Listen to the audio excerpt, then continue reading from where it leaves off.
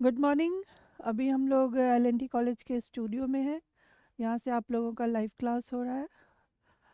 I am doctor rainy Zoya, department of political science. आज हम लोग टीडीसी थर्ड ईयर के क्लास में अभी हैं। और आज जो टॉपिक हम लोग कवर कर रहे हैं वो टॉपिक है आइडियल स्टेट ऑफ प्लेटो। प्लेटो का आदर्श राज।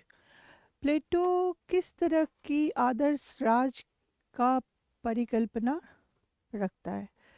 तो प्लेटो टॉपिक है प्लेटो का आदर्श राज।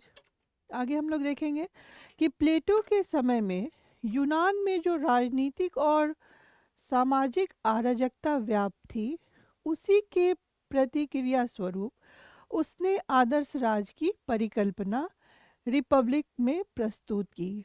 ये कहने का यह अर्थ है कि प्लेटो जो अपनी पुस्तक रिपब्लिक में जो कहना चाह रहा है, उसकी जो परिकल्पना है वो उस यूनान में जो उस समय जो राजनीतिक समस्या थी, जो राजनीतिक में अराजकता हो रही थी, उसके बारे में प्लेटो कहना चाह रहा है। तो ये यहाँ परिकल्पना से यही तात्पर्य है कि जो उसने आदर्श राज की परिकल्पना रखी, उसमें रिपब्लिक में वही वो प्रस्तुत किया। आदर्श राज के स्वरूप का निर्धारण करने में उसने केवल इस दृष्टि से विचार किया है कि राज्य का स्वरूप कैसा होना चाहिए।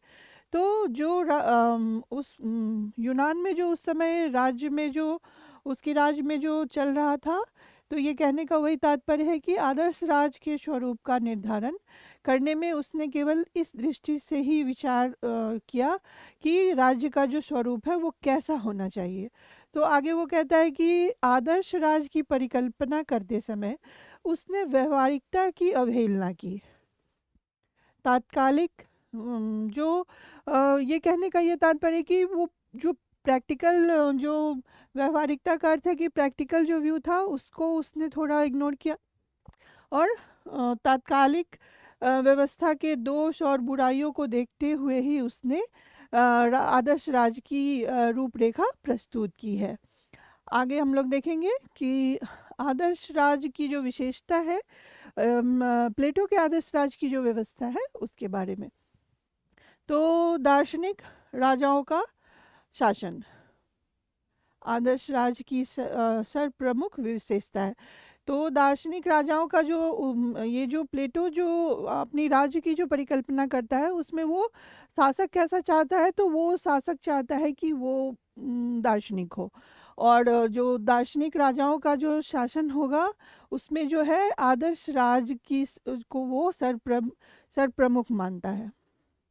राज के सभी आदर्श रूप ग्रहण कर सकता है जब राज्य का शासन निस्वार्थ कर्तव्य पढ़ने और दार्शनिक शासकों द्वारा किया जाए। वो कहता है कि एक शासक को कैसा होना चाहिए, तो वो कर्तव्यबद्ध होना चाहिए अपने राज्य के प्रति और निस्वार्थ, उसके अंदर निस्वार्थ भावना होनी चाहिए, उसके अंदर किसी भी प्रकार की स्वार्थ नहीं होनी चाहिए। प्लेटो विवेक को व्यक्ति का सबसे महत्वपूर्ण तत्व समझता है और उसके अनुसार विवेक संपन्न लोगों द्वारा ही शासन का कार्य किया जाना चाहिए। इस कारण राज्य के उच्च शिखर पर दार्शनिकों को नियुक्त किया जाए। तो वो कहता है कि एक विवेकशील जो व्यक्ति होगा उसको ही दार्शनिक शासक के रूप में नियुक्त करना चाहिए। अब आगे देखेंगे हम लोग की न्याय की व्यवस्था उसके अनुसार, किसके अनुसार? प्लेटो के अनुसार जो आदर्श राज्य की जो परिकल्पना है, उसमें जो राज्य न्याय की जो व्यवस्था होगी वो कैसी होनी चाहिए। तो प्लेटो के आदर्श राज्य की जो सर्व प्रमुख विशेषता है वह है कि राज्य को आदर्श होना चाहिए। न्याय आदर्श राज्य का प्राण तत्व है तथा यह राज्य की एकता को बनाए रखने वाला सूत्र है। राज्य अथवा समाज की आवश्यकता और व्यक्ति की योग्यता को ध्यान में रखते हुए प्रत्येक व्यक्ति के कुछ निश्चित कर्तव्य निर्धारित किए जाते हैं। प्रत्येक व्यक्ति द्वारा अपनी पूर्ण क्षमता के आधार पर अपने कर्तव्यों का पालन करना और दूसरे व्यक्ति के कार्यों में हस्तक्षेप ना करना ही न्याय है। प्लेटो क्या कहता है कि जो आपके अंदर जो क्षमता है, आपकी अपनी क्षमता, उसके अनुसार ही आप उसे प्रदर्शित कर सकते हैं, और कर्तव्य का पालन करना और दूसरे व्यक्ति के कार्यों में हस्तक्षेप ना नहीं करना है। मानवीय आत्मा के 3 तत्व, वो कहता है कि जो उसने मानवीय आत्मा को 3 तत्वों में विभाजित किया है: विवेक, संशय और तृष्णा। राज्य के नागरिकों को 3 वर्ग में बांटा है: पहला शासक, दूसरा सैनिक और तीसरा उत्पादक वर्ग। न्याय प्राप्ति का उपाय, उसने कहा है न्याय प्राप्ति के लिए कि प्रत्येक व्यक्ति केवल उन्हीं कार्यों को करे जिसे करने के वे सर्वाधिक योग्य और उपयुक्त हो। प्लेटो का क्या मानना था कि आप किसी से ज़बरदस्ती उसकी इच्छा विरुद्ध कोई काम नहीं करवा सकते हैं, नहीं करवाना चाहिए। अगर आपको जिस काम में इंटरेस्ट हो, अगर आप यहाँ पे जो उसने बांटा सैनिक, शासक, सैनिक और उत्पादक, कि जिस काम में उसकी रुचि हो उस काम में वो जाए, ना कि आप पे आपके राजा का कोई फोर्स हो, उसके अनुसार आप जाएं। न्याय प्राप्ति का उपाय, तो ये कहता है कि प्रत्येक व्यक्ति केवल उन्हीं कार्यों को करे जिससे करने के वे सर्वाधिक योग्य और उपयुक्त हो, जो गुण उसमें हो, जो उसको लगता हो कि यह काम वो बहुत अच्छे से कर सकता है, वो वही काम करे। इसी कारण प्लेटो के न्याय सिद्धांत को कार्य विभाजन और कार्य विशेषीकरण का सिद्धांत भी कहा जाता है। न्याय आदर्श राज का बहुत ही महत्वपूर्ण तत्व है। उसकी जो आदर्श पे हम लोग पिछली वीडियो में भी देखे थे कि जो उसका जो न्याय का सिद्धांत है वो कहता है कि न्याय आदर्श राज का बहुत ही महत्वपूर्ण तत्व है। अब उसकी जो आदर्श राज में शिक्षा की व्यवस्था है, उसके बारे में वो बोलता है कि शिक्षा की जो व्यवस्था है, आदर्श राज में शिक्षा की महत्वपूर्ण भूमिका है। न्याय का ज्ञान ही शिक्षा है, न्याय का ज्ञान ही शिक्षा है। आपकी जो विवेक है, आपके अंदर जो वो समझ है, वो कहता है कि न्याय का ज्ञान ही शिक्षा है। व्यक्तियों के शारीरिक, मानसिक और नैतिक विकास के लिए शिक्षा महत्वपूर्ण कारक है एक राज्य को नियंत्रित करने के लिए। और आगे देखते हैं हम लोग कि संपत्ति और परिवार में साम्यवाद की व्यवस्था। वो कहता है कि अभिभावक वर्ग जो है, शासक व सैनिक वर्ग के लिए संपत्ति व परिवार विषयक साम्यवाद, ना तो संपत्ति और ना ही वो दोनों में ज़्यादा इंटरेस्ट नहीं रखे, ना तो उसे संपत्ति की ज़्यादा लोभ हो और ना ही तो परिवार की। साम्यवाद ही एक ऐसी परिस्थिति उत्पन्न कर सकती है जिसमें अभिभावक वर्ग कुशलतापूर्वक राज्य हित में अपना कर्तव्य का पालन कर सकता है। साम्यवादी व्यवस्था में वो कहता है कि स्त्रियों के स्वतंत्रता और व समानता की बात, समान अधिकार, वो स्त्रियों की समानता और समान अधिकार के बारे में उस पर फोकस करता है। प्लेटो के आदर्श राज की मौलिक सिद्धांत, उसका जो मौलिक सिद्धांत है वो है, प्लेटो के आदर्श राज का जो मौलिक सिद्धांत है वो क्या है? न्याय है, राज्य व्यक्ति का विराट रूप है, कार्य विशेषीकरण है, शिक्षा नागरिकों के 3 वर्ग हैं, दार्शनिक राजाओं का शासन, साम्यवाद, स्त्री पुरुष के समान अधिकार, राज्य का हित, सर्वोपरि व्यक्ति उसका अंग मात्र। वो अपनी ग्रंथ रिपब्लिक में लिखता है, प्लेटो अपनी पुस्तक रिपब्लिक में लिखता है, कहता है रिपब्लिक में उसने स्पष्ट रूप से लिखा है कि हमने नगर राज्यों में तब तक कष्टों का अंत नहीं होगा। वो कहने का मतलब है कि हमारे नगर राज्यों में जो है तब तक कष्ट का अंत नहीं होगा जब तक कि दार्शनिक राजा न होंगे, और इस संसार के नरेशों और युवराजों में दर्शन की जो भावना है वो तब तक नहीं होगी। कहने का मतलब है कि भावना और सत्ता नहीं होगी। तो ये कहने का अर्थ है कि जो वो बार बार जो कहना चाह रहा है कि उस शासक जो है वो दार्शनिक होगा, तभी उसको न्याय मिल पाएगी। दार्शनिक शासक राज्य के हितों के साथ अपने हित का पूर्ण तादात्म्य स्थापित कर लेता है और राज्य के हित व कारण को अपना सर्व प्रमुख व एकमात्र समझता है। तादात्म्य मतलब जो एक रूपता होती है, वो जो एक दार्शनिक राजा है वो एक रूपता, एक समान उसको रख सकता है। आगे कहता है वो कि वह सत्य का अनवरत अन्वेषक होता है तथा उसमें श्रेष्ठ आत्मा के सभी लक्षण विद्यमान होते हैं। आदर्श राज्य में शासन सरकार के नियमों द्वारा न होकर दार्शनिक राजाओं द्वारा निर्मित होगा।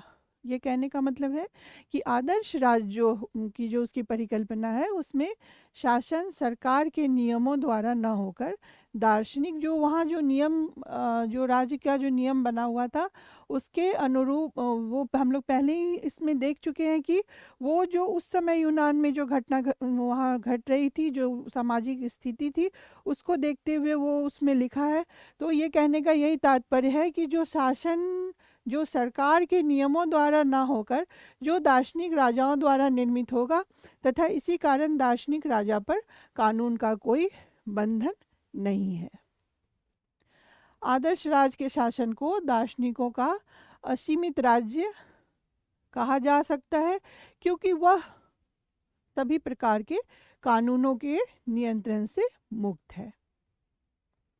आगे देखते हैं कि किस कारण से प्लेटो के आदर्श राज की आलोचना होती है। प्लेटो के आदर्श राज की आलोचना में हम लोग देखेंगे कि अतिशय कल्पना प्रधान और अव्यवहारिक, ये जो थी उसकी जो परिकल्पना थी वो बहुत ही अधिक कहा जाए तो काल्पनिक थी और अव्यवहारिक थी। वो प्रैक्टिकल लाइफ में व्यवहारिक जीवन में हम लोग उतारने में बहुत कठिनाई थी हम लोगों को। मानवीय आत्मा के 3 तत्वों के आधार पर राज्य के नागरिकों का वर्ग विभाजन करना वास्तविकता की अवहेलना थी।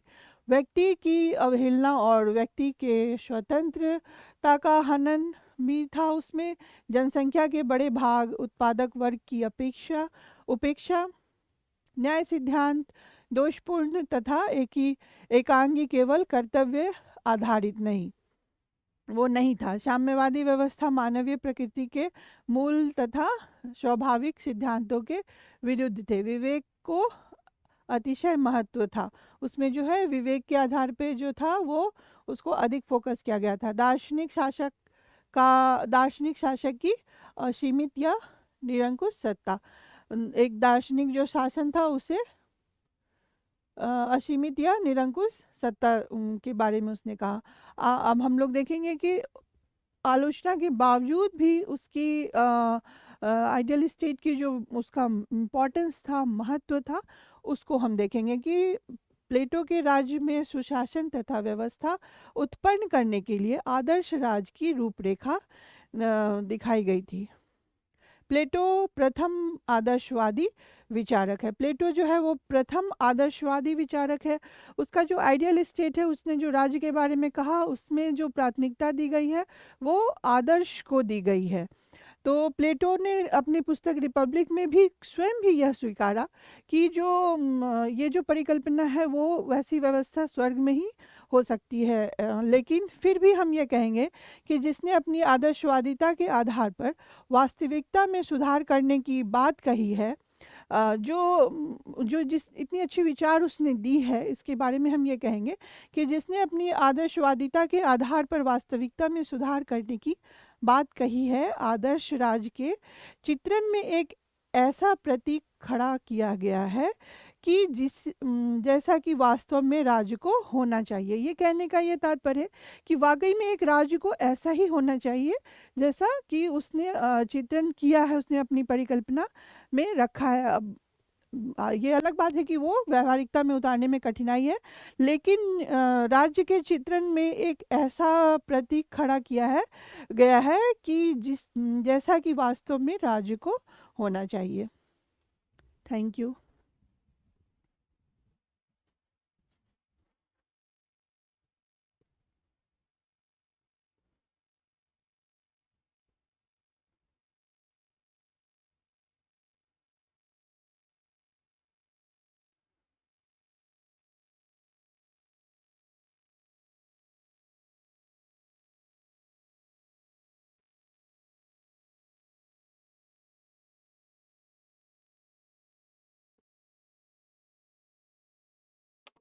बाप रे! नहीं, हम तो खोज ही रहे कि कहाँ पे जाएँ। वहीं तो क्लिक करना है। अच्छा, अच्छा।